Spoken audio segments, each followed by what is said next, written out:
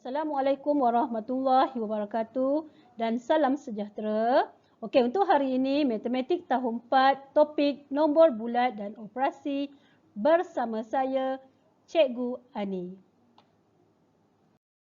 Okey, hari ini kita akan belajar topik anggar kuantiti, standard kandungan 1.3 penganggaran, standard pembelajaran 1.3.1 memberi anggaran kuantiti berdasarkan set rujukan yang diberi dan menentukan kewajaran jawapan.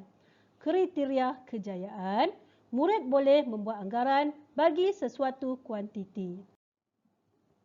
Okey, kita lihat pada perbualan seorang guru bersama 3 orang muridnya. Okey, cuba teka bilangan berbola air di dalam balang B. Bilangan berbola air di dalam balang B mesti kurang daripada 20,000 biji, cikgu. Lebih kurang 10,000 biji, cikgu. Hampir 10,000 biji, cikgu. Okey, 3 orang murid ini menganggar bilangan berbola air di atas. Anggaran siapakah yang paling tepat? Mengapa? Okey, Hazil menganggarkan bahawa bilangan berbola air ialah 5,500 biji. Vinod 10,005 biji, manakala Anis 15,725 biji. Jadi, cikgu akan terangkan macam mana kita untuk membuat anggaran bagi balang B.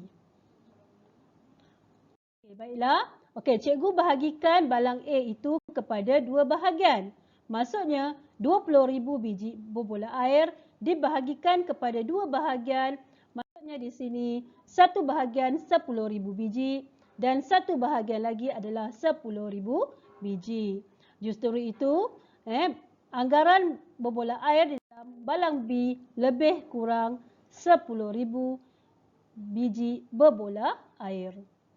Okey. Jadi kita lihat siapakah jawapan ataupun anggaran yang paling tepat. Okey, untuk Hazil ya, Hazil ialah 5,500 biji. Adakah Hazil jawapannya adalah hampir tepat? Okey, kita lihat dekat situ 5,500 biji, maksudnya jumlahnya terlalu jauh.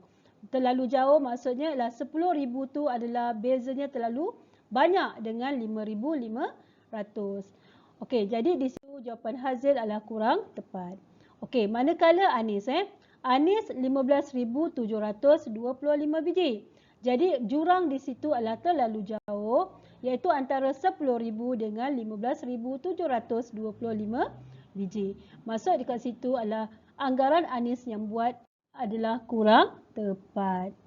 Okey, seterusnya kita lihat pada jawapan Vinod. Adakah anggaran Vinod itu tepat?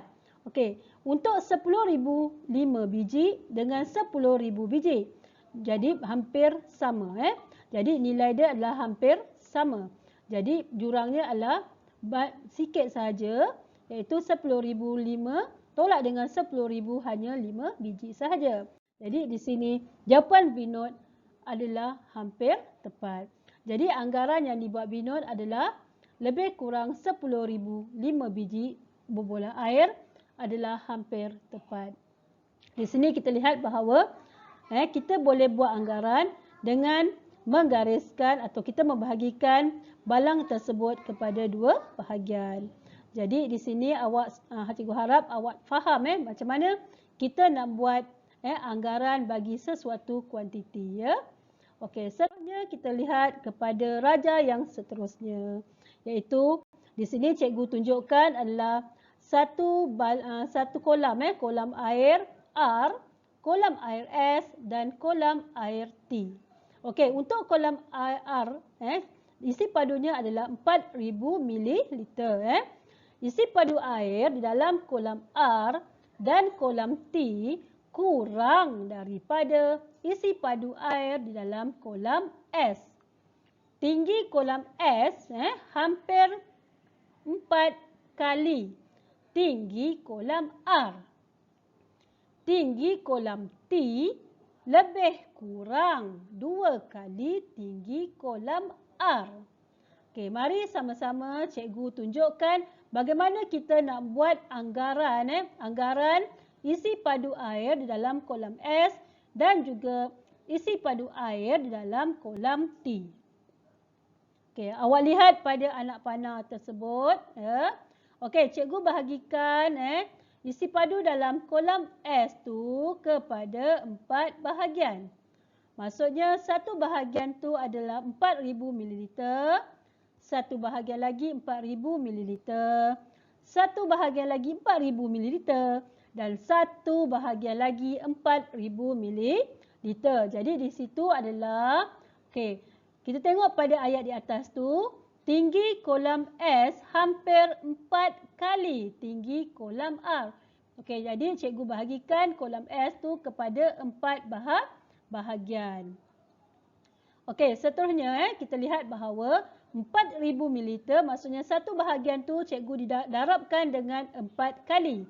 Maksudnya 4000 ml saya darabkan dengan 4 sama dengan 1600 ml.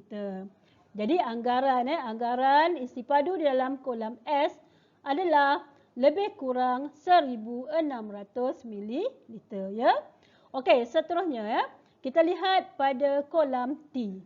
Okey, macam mana kita nak buat anggaran isi padu dalam kolam T? Okey, jadi kita bahagikan ya.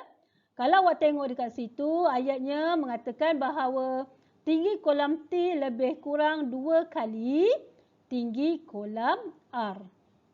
Okey, jadi cikgu awak lihat pada anak panah. Okey, cikgu bahagikan kolam T tu kepada 2 bahagian.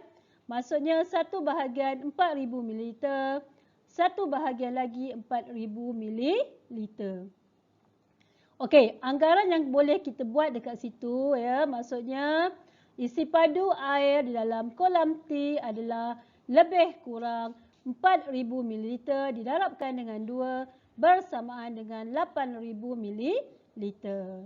Okey, cikgu harap kamu faham dengan penerangan cikgu macam mana kita nak mencari isi padu air di dalam kolam S dan juga isi padu air dalam kolam T. Okey, itu yang dimaksudkan dengan anggaran. Okey, seterusnya. Okey, baiklah. Cikgu harap kamu bersedia untuk menjawab soalan uji diri ya, iaitu buku teks matematik tahun 4 muka surat 14. Ya. Okey, anggarkan bilangan manik di dalam bekas A dan bekas B. Okey, untuk uji diri soalan A ni, cikgu akan menerangkan membuat anggaran bagi jawapan di dalam bekas A sahaja. Jadi cikgu mahu kamu mencari sendiri jawapan membuat anggaran berapakah nilai manik di dalam bekas B ya. Okey, sekarang cikgu akan terangkan macam mana kita nak buat anggaran bilangan manik di dalam bekas A.